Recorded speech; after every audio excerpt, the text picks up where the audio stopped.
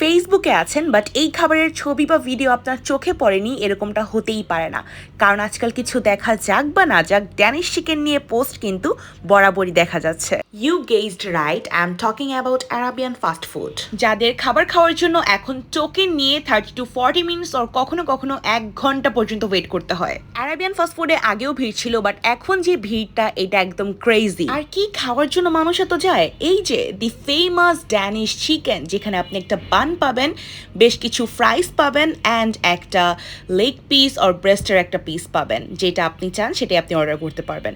So আমি গেলেই এইটা সবার আগে অর্ডার দিই, আমার মোস্ট ফেভারিট বাস্কেট, অ্যান্ড আমি সব ধরনের সস নিয়ে একটা মিক্সচার রেডি করি অ্যান্ড দেন হচ্ছে আমি খাই। আমি সবসময় চিকেনটাকে একটু জুসি করে দিতে বলি, ওভার ফ্রাই আমার পছন্দ না। সো আপনারাও পারলে জুসি বা ওভার ফ্রাই যে কোনোটাই বলে ওদের থেকে করে নিতে পারবেন।